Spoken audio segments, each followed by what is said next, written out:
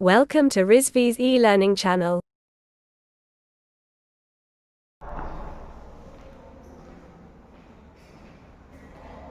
Good morning to all of you.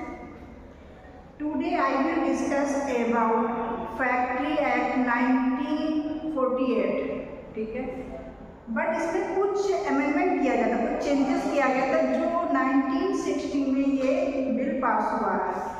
इसमें क्या क्या चेंजेस लाए गए थे इसके बारे में अगर हम डिस्कस करते हैं आज। ये आप लोगों को पता है कि ये यूनिट 3 है।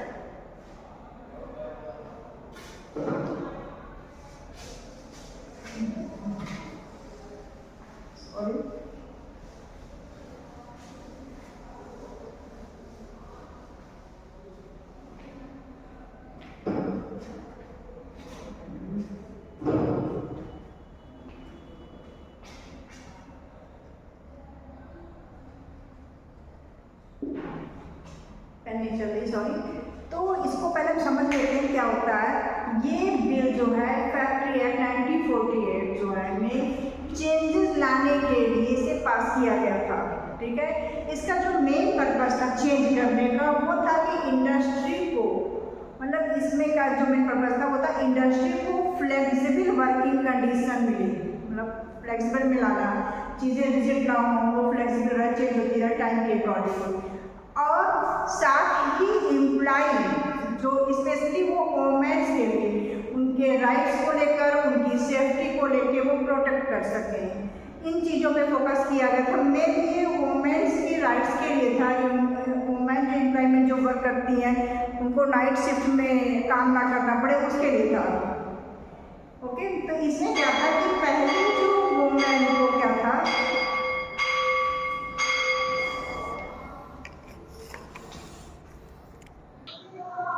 ओके, पहले वोमेन क्या करती थी कि वोमेन जो है उनको रात के लिए टाइम था 7 PM से लेकर, मतलब रात के 7 बजे से लेकर सुबह के 6 बजे तक फैक्ट्री में काम करने के लिए परमिशन नहीं थी। लेकिन धीरे धीरे चीज़ें चेंज हुई। अमेंडमेंट के बाद क्या हुआ कि वोमेन को नाइट शिफ्ट में काम करने के लिए लीगल परमिशन मिल गई। ठीक है, लेकिन एम्प्लॉयर को जो वोमेन रात में काम कर रही हैं उनके लिए ट्रांसपोर्टेशन, सेफ्टी और सिक्योरिटी को भी मेन कंपलसरी रखना पड़ा कि हम उनके मतलब प्रोटेक्ट कर सके उनको इजीली, कि वो रात में अगर काम कर रही हैं तो उनके लिए आने जाने का जो रात को लाने का है ट्रांसपोर्टेशन वो दिया जाए, उनके लिए सेफ्टी प्रोवाइड किया जाए, उनके लिए सिक्योरिटी रखा जाता है कि उनके पर कोई प्रॉब्लम ना आए रात में। इन सब चीज़ों पर फोकस किया गया था। और थोड़ा सा इसमें फोकस किया गया था ओवर टाइम को लेकर, कि ओवर टाइम के घंटे को लेकर। पहले क्या था कि ओवर टाइम की जो लिमिट थी वो 50 आवर्स थी, मतलब 50 घंटे पर क्वार्टर थी। बट 2016 के अमेंडमेंट में के बाद ये जो है 100 आवर पर क्वार्टर कर दिया गया, और कुछ स्पेशल केसेस में इसे 115 आवर्स तक भी लाया गया है। मीन्स कि फैक्ट्रीज प्रोडक्शन डिमांड के हिसाब से एम्प्लॉय को ज़्यादा टाइम के लिए एम्प्लॉय कर सकते हैं। मतलब अगर हमारा प्रोडक्शन जो है लास्ट स्टेज पर है, हमें उसको ख़त्म करना है, टाइम मेरे पास कम है, तो उस टाइम पर हम आवर को बढ़ा सकते हैं, इसलिए वो थोड़ा सा बढ़ा दिया गया था। और क्या किया गया कि बिजनेस को इजी टू डूइंग किया गया। अमेंडमेंट का मेन एम जो था वो कंपाइलेंस को सिंप्लीफाई करना, जो भी प्रॉब्लम आ रही है उसको इजी करना, जिससे इंडस्ट्री को जो लेबर हैं उनके रूल्स की वजह से एक्स्ट्रा बर्डन ना मिले। ठीक है, ये काम था। क्लियर, यही था 2016 में अमेंडमेंट किया गया था। ब्लैक बोर्ड पे हम इसलिए भी नहीं लिख पा रहे हैं कि इसमें थोड़ा सा मैंने इसको रफ किया हुआ है, तो ये थोड़ा सा वेट है।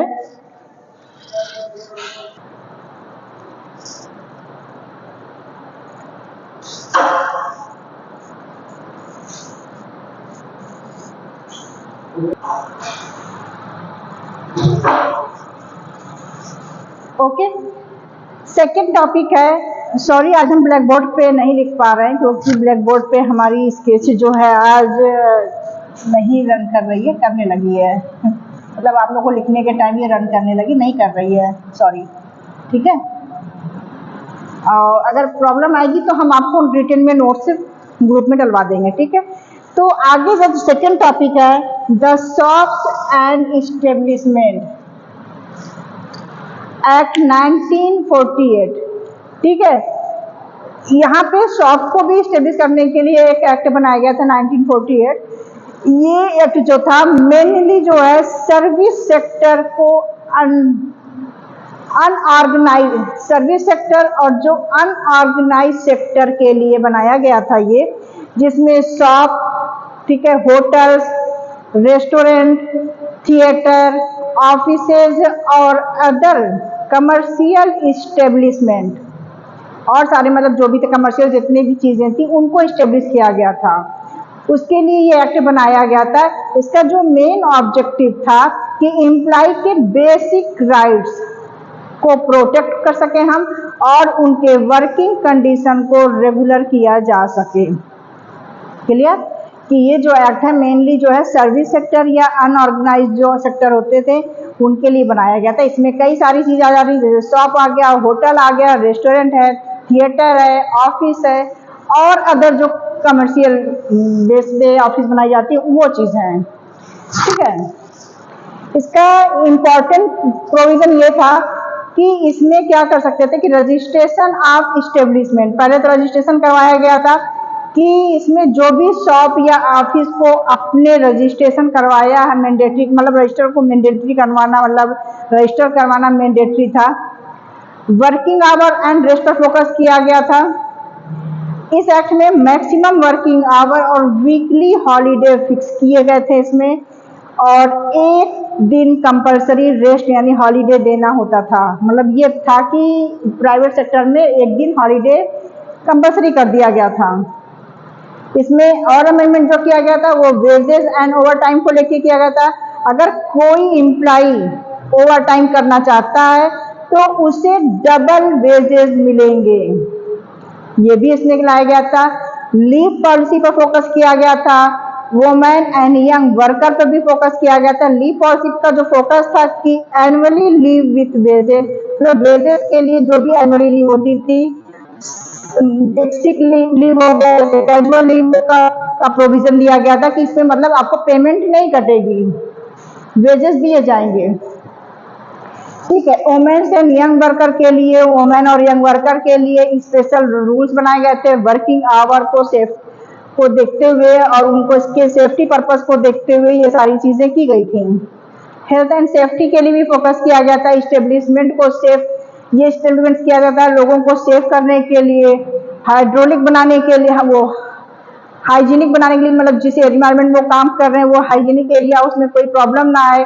फिर उसके बाद एम्प्लॉय को फ्रेंडली इन्वायरमेंट दिया जाए, मैंडेटरी कर दिया गया कि एम्प्लॉय के साथ कोई मिसबिहेव ना किया जाए, उनके साथ एक फ्रेंडली इन्वायरमेंट रखा जाए, उनके साथ चीज़ों की ट्रांसपेरेंसी की जाए। इन सारी चीज़ों पर फोकस किया गया था। ओके,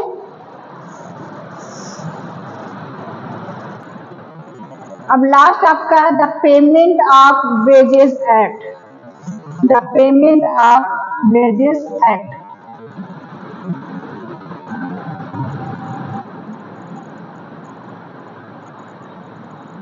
ठीक है, इसका जो मेन अमेंडमेंट हुआ था 2020 में किया गया था। इसका अमेंडमेंट जो होता है 2020 में किया गया था।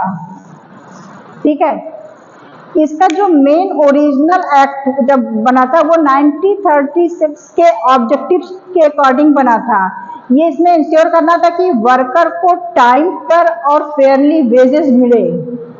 ठीक है, एम्प्लॉई अथॉरिटी वो आर्बिट्री डॉक्यूमेंटेशन ना कर सके, डिडक्शन, मतलब जो भी एम्प्लॉई है वो आर्बिट्री डिडक्शन ना कर सके, किसी चीज़ को लेके कोई इस पर प्रोवाइड ना कर सके। इसके कुछ प्रोविजन थे कि टाइमली पेमेंट को लेके था। ठीक है, मोड ऑफ पेमेंट के लिए भी था, ऑथराइज डिडक्शन के लिए भी था, कवरेज को फुलफिल करने के लिए था। इन चारों पर फोकस किया गया था।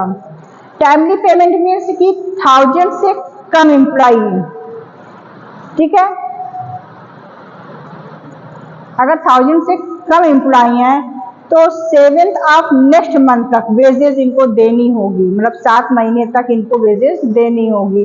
अगर 1000 से ज़्यादा एम्प्लॉई हो जाते हैं तो ये 10 मंथ तक वेजेस इनको देनी होगी। मोड ऑफ पेमेंट की अगर बात करें, इनिशियली सिर्फ कैश में अलाउड था, बाद में चेक और बैंक ट्रांसफर भी अलाउ कर दिया गया था। शुरू में बैंक का इतना ज़्यादा सिस्टम नहीं था, लोग मतलब इलिटरेट पीपुल थे जो बैंक में जाके काम नहीं कर पाते थे, उनके लिए था। धीरे धीरे चीज़ें चेंज हुई, वो चेक और कैश में वो बैंकिंग सिस्टम में होने लगा। फिर है अथराइज्ड डिडक्शन, मीन सिर्फ लीगल डिडक्शन, पीएफ, ईएसआई, वो लोन्स रिकवर, इन फिटनेस, इन सब चीज़ों को अलाउ कर दिया गया था। इस पर मतलब इनको डिडक्ट नहीं किया जाए, अथराइज्ड डिडक्शन था वो चीज़ वही उतना किया जाए जो मतलब गवर्नमेंट के पॉलिसीज के अकॉर्डिंग है, लीगल जो दिया गया है। कवरेज मतलब इनिशियली सिर्फ 1600 रुपये पर मंथ अर्न करने वाले एम्प्लॉय को कवर होता था, बाद में वेजेस सेलिंग बढ़ती गई, बाद जैसे जैसे सैलरी बढ़ती गई उनके लिए वो चीज़ें इंक्लूड होती गई, बढ़ती गई। यही सारी चीज़ें था। इसको अमेंड किया गया था 2020 में, लेकिन ये 2019 के से बनना ये स्टार्ट हो गया था।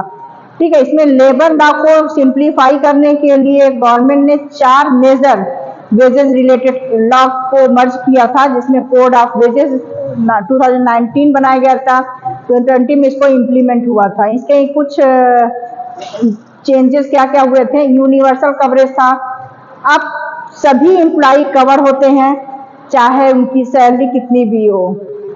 टाइमली पेमेंट, हर इस्टेब्लिश को फिर टाइम लाइन में सैलरी देनी होगी, डिले पर पेनल्टी होगी। डिजिटल पेमेंट की का भी बनाया गया, चेंज किया गया है।